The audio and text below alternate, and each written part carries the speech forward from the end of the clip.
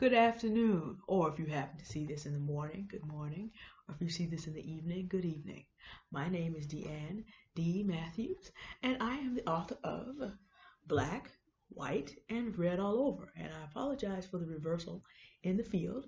I'm using a different camera today. I'm not going to be doing Facebook Live, but you'll see these on YouTube and on Facebook.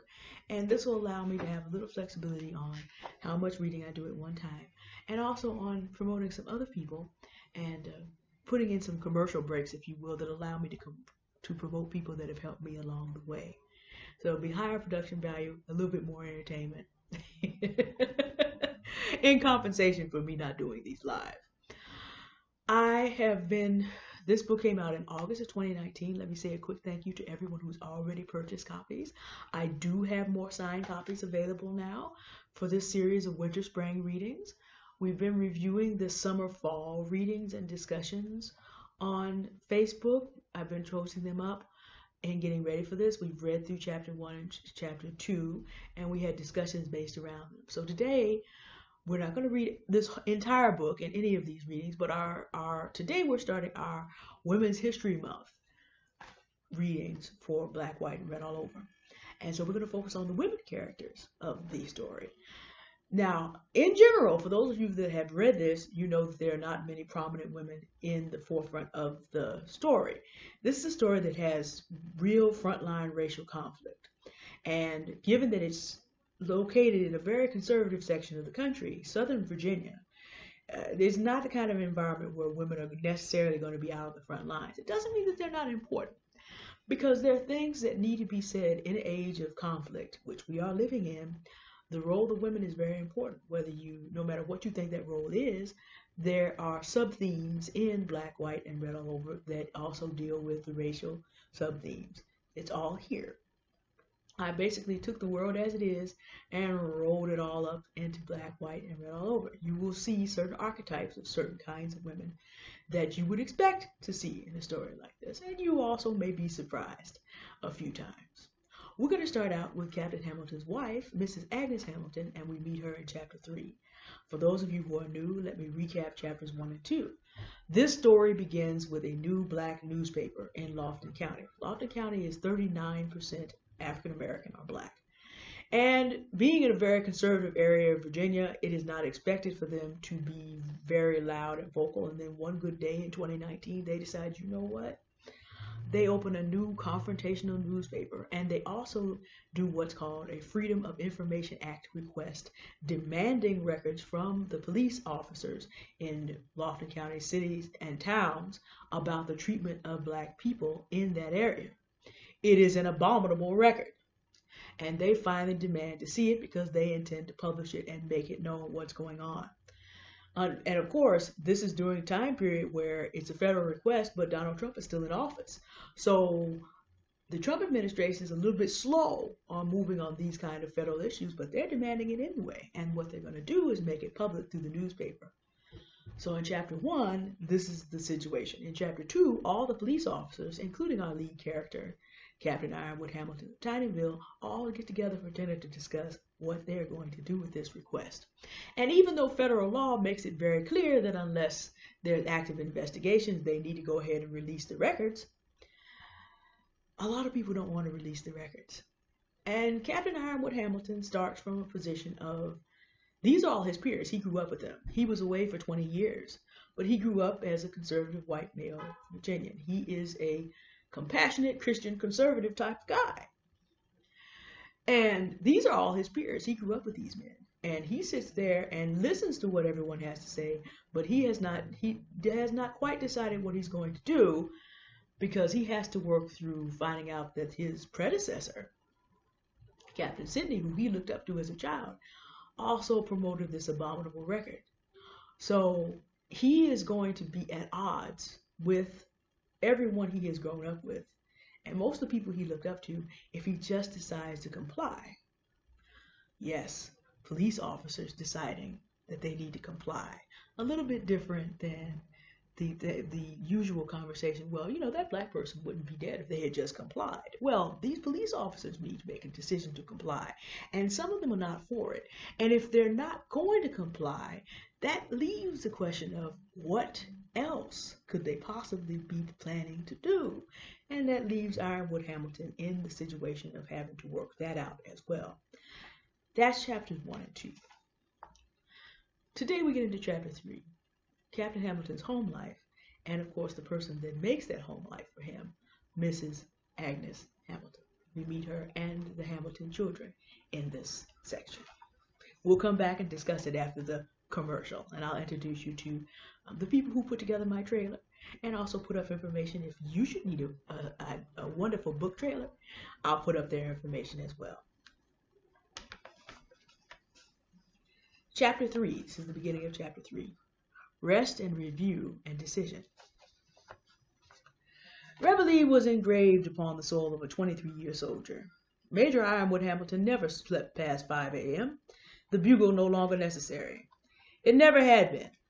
He had been getting up early for years before West Point, helping younger siblings get ready for school before getting himself to work and school, and then home to do the chores at the house. Cook, feed, and bathe, and help his siblings with homework, get them to bed, and then do his homework and work from home before going to bed. Every day, he did a little check-in with himself. Was Mrs. Agnes Hamilton beside him? Yes. That meant he wasn't the dutiful eldest brother, filling in without any adult over him to raise 3 siblings. It also meant he wasn't waking up in Iraq or Bosnia, Afghanistan, or Iraq again. What color was the uniform he opened his eyes and saw, with a little pin light upon it in the closet? Heather gray. All right. Now he was oriented.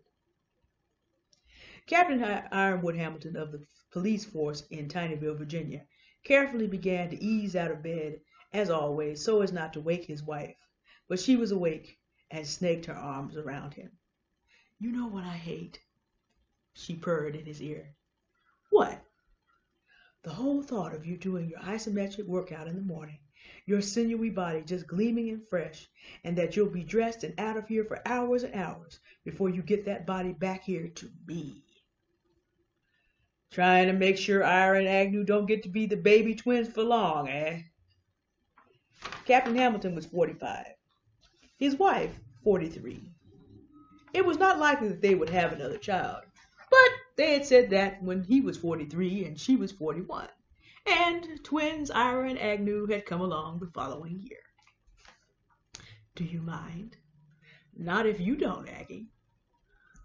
Nonetheless, the wife knew her husband's routines. She expected him to turn around and wrap his arms around her tightly and roll over with her in bed for a few moments of passion before the roll was complete and he snapped out of bed from her side. He did not disappoint, and for a few moments they indulged the still intense hunger between them that had produced 11 children in 23 years. Indeed, he snapped out of bed as she expected, but meet me in the shower at 5:45, Agnes, and you'll get all the gleaming, steaming, and fresh you want before going back to bed quite happy. On through the house, since he was the only early Saturday riser, Captain Hamilton looked in on each of his children. Yearling twins Ira and Agnew were still snoring away in their parents' bedroom, each reaching one adorable little hand to hold the others between their beds. The elder twin sisters, Eileen and Allison, were also asleep in their room, curled up with their dolls and teddy bears. Their elder twin brothers, Orson and Edward, were also still asleep in their room, although, as usual, the state of their beds suggested the adventures they were having in their dreams. 14-year-old Addison, oldest brother at home, had keen senses and was never happy on a summer Saturday when early light was trying to creep through the windows and his father's footsteps started through the house. "Come on, Dad, it's Saturday," he moaned as his father opened the door to his room. "If I didn't hear you say that every week, my Saturday wouldn't start right." "Dad!" Elder sisters at home, 16-year-old twins Agnes and Iris, were still in bed, but Iris, an early riser like her father, greeted him. "Good morning, Dad."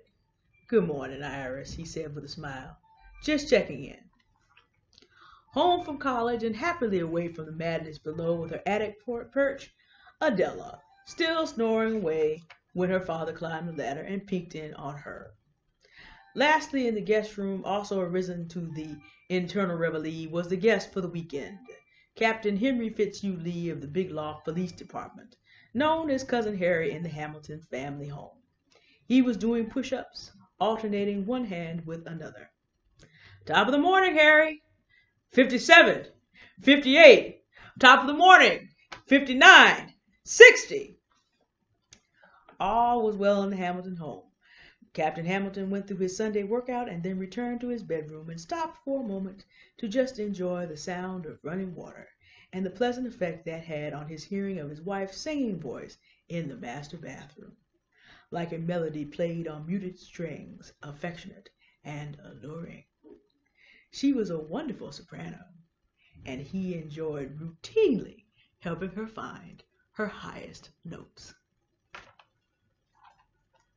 All right, so that's our introduction to Agnes Hamilton, and we'll get into discussing it afterwards. And I apologize for my phone ringing. I'm sure you heard it in the background.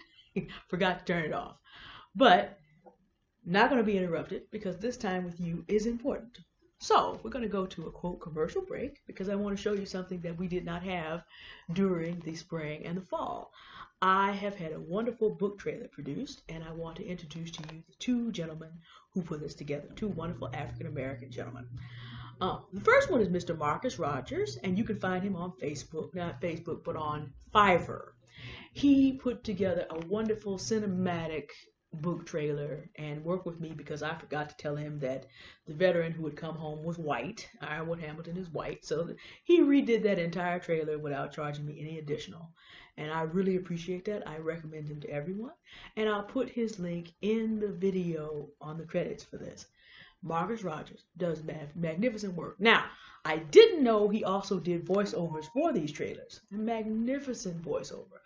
I didn't know it in time. So instead, I got a magnificent voiceover from my friend, Eric Holloway, whose website and also Facebook page I will put onto this video as well.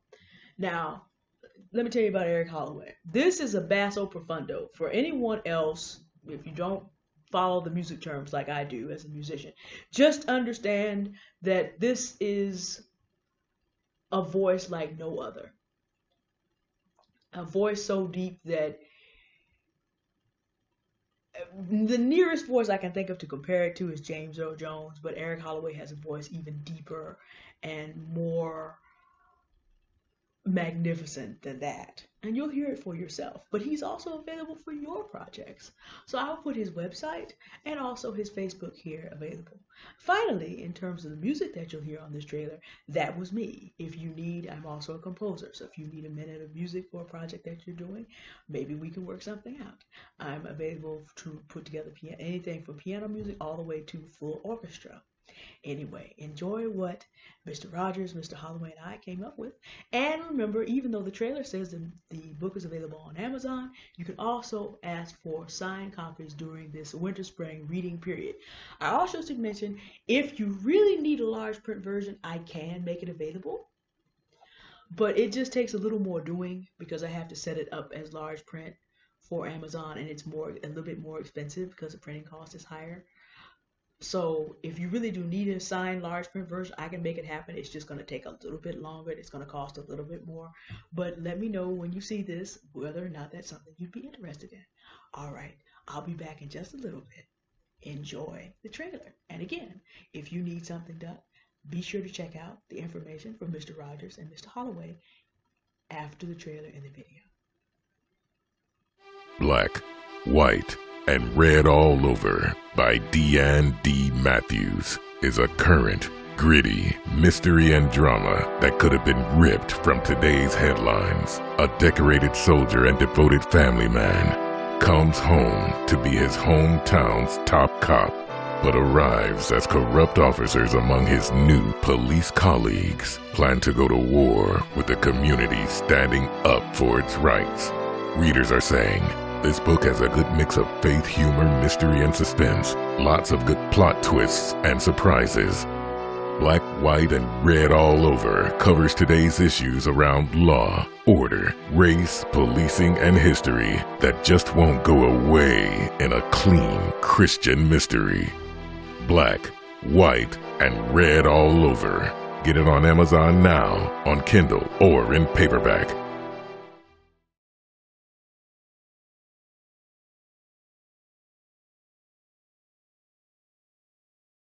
All right, we're back. I hope that you enjoyed that. And again, don't think of that as just something that's just available to me. Mr. Rogers and Mr. Holloway are available to you for your projects as well. Again, fine work. I appreciate them and thank you both for doing that fine work. This trailer, you'll see this a little bit more often if you're on the YouTube space. I'm going to be setting that up for an ad. So if you're a person who likes mysteries, expect to see it a lot more. If you're interested in current events around racial and gender issues in the country, expect to see that a lot more. So we will be moving that out to a larger audience, but I hope you enjoyed seeing it today inside this environment. Okay, so Mrs. Agnes Hamilton, we just met her, and she is one of those characters that, now obviously I'm not a white woman, but she's one of those characters that if you're going to be fair to the people that you have in your work, certain main character decisions for certain supporting character decisions. So it is, let me start with her husband, Ironwood Hamilton.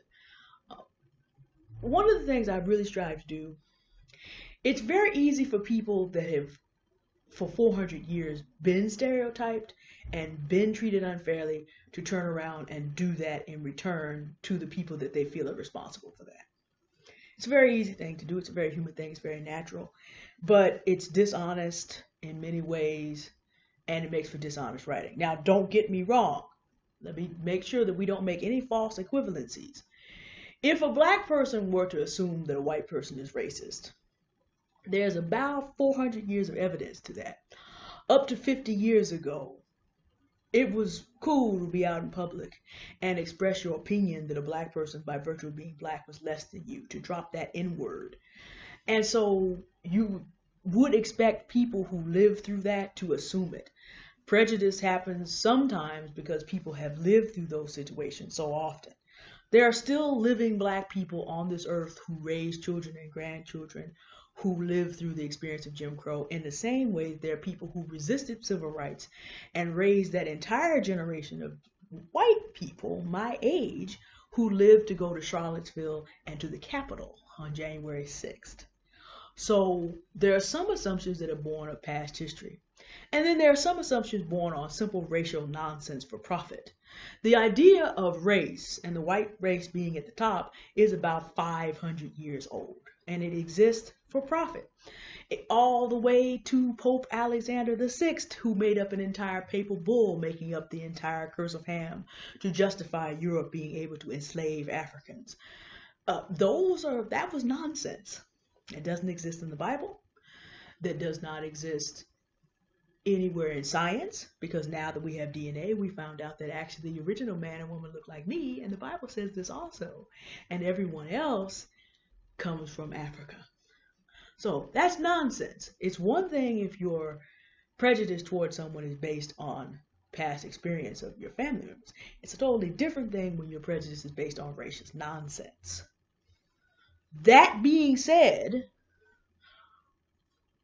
we do have to, if there's going to be any kind of reconciliation, if there's going to be any kind of healing and even survival of American society, we do have to learn to deal with each other in our humanity.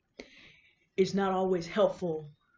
If your prejudices are based on racial nonsense, it's not helpful to operate outside of reality. If your prejudice is based on past experience, that's still a little bit outside of reality, because you do need to give people a chance to show what side they're on. So, in designing a white lead, although the black people are the ones doing the work and the white people have to respond, it's a reversal of what usually happens. In devising the white characters, I wanted to be fair in creating Ironwood Hamilton. I know that many people believe that a conservative, compassionate Christian is an oxymoron. I understand it, but I have known people who are like that in my experience. And having created him that way, then I had to be fair in creating his wife.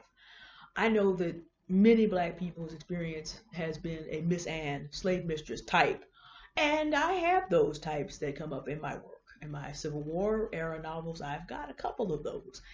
I will discuss that subject at another time.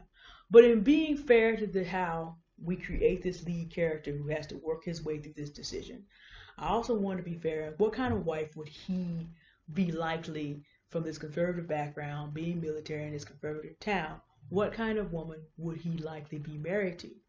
Well, you have to kind of look at the conservative ideal for a woman. She's clearly a stay-at-home mom. She's had lots and lots of children. She is living a conservative lifestyle, and she's definitely kept all the home fires burning. Miss Daphne Smallwood, who's one of my readers, like, why did she have 11 children? And it kind of goes with the character. We need to say openly something here that plays into the life of both white women and black women, but in a slightly different way. There's a demographic change coming in about 30 years. And in fact, it's already here, because the number of children that are in the country who are not of European descent is now at elementary age higher than the number of elementary age children that are of European descent.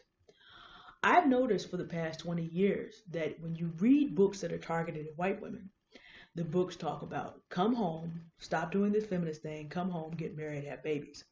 I've also noticed that those kind of books are not targeted from white authors to black women, even if they are married. And I noticed the lack of concern for black infant mortality among the same groups of people who on one hand are very interested in pro-life and white women having a lot of babies. I notice. I haven't written a book about this, but I notice. And Agnes's character is informed by this. She has had 11 and is willing to have more. She loves this man enough. And in fact, in later readings, we will read her explanation. She is, in some ways, the ideal wife for a man with the value set of Ironwood Hamilton. She keeps the home fires burning. Now, she's got some more complicated things going on with her, but she and he have made this wonderful Christian family values type of family. And they're living the dream in Southern Virginia for now. See, Agnes Hamilton is married to him. She, as it finds out, you find out later in our next reading, is from New York City. So she left a liberal environment, more or less, although she was a relatively conservative woman inside a liberal environment, to come south with him and move to Virginia. So the ultimate Yankee has moved to, in some ways, the ultimate southern state, the home of the two last homes of the Confederacy. She followed him all the way there, with the idea that the values that she holds dear are not going to be run over by this man and his surroundings. And as we find out, there are a lot of things that he has enabled for her that are her goals and her dreams in life. He's not like I said, I've tried to be fair. He's not a dictatorial husband. In fact, it's kind of hard to be a dictator when you're in military and you're away all the time, but he never even attempted it. There are ways in which he has enabled her goals and dreams in the middle of her keeping the home fires burning. But as he goes through this decision process of coming home at last to his hometown, there are issues that were part of the reason that he left that they haven't had to deal with. They just moved back from New York, but now have to be dealt with. As he goes through his decision process, as she's trying to settle into this town as a Yankee, she's from New York, and her children are more Yankee than they are Southern because they grew up around her family in New York. She now has to begin to negotiate this with him. And whatever decision he makes is also going to affect her life. So what happens here? How does she negotiate this? Of course, she's going to negotiate it within the realm of what she is. She is an ideal conservative's wife.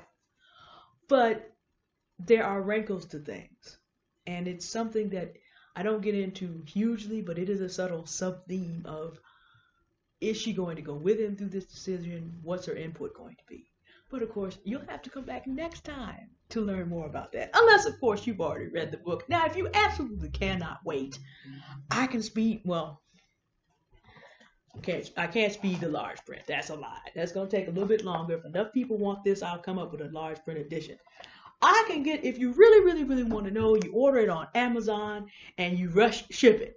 If not, if you'd like a signed copy of this, I can send this out to you. Maybe not by the time we answer all the questions with Miss Agnes, but I can definitely get a copy of this out to you if you can't wait. And of course, if you've read the book, you're welcome to come and be part of the discussion. Come on into the comments and talk about what you think about Agnes's take. Just try not to spoil it for everybody else, please. And for those of you that are new, again, welcome. I will post the links to the previous readings so you can get caught up. And I'll always do a summary about what we have covered. Thank you for the time that you spent with me today in the first of the winter spring readings, Women's History Month theme, the women of black, white, and red all over. We will be back. It is Friday when this is being posted up. We will be back next week, probably Monday. I'll make an announcement about it so you can know.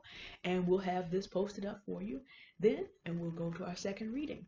Again, thank you for being here. And again, we're highlighting today. Thank you to Mr. Markus Rogers and Eric Holloway for the wonderful trailer. And we'll be highlighting someone different very soon.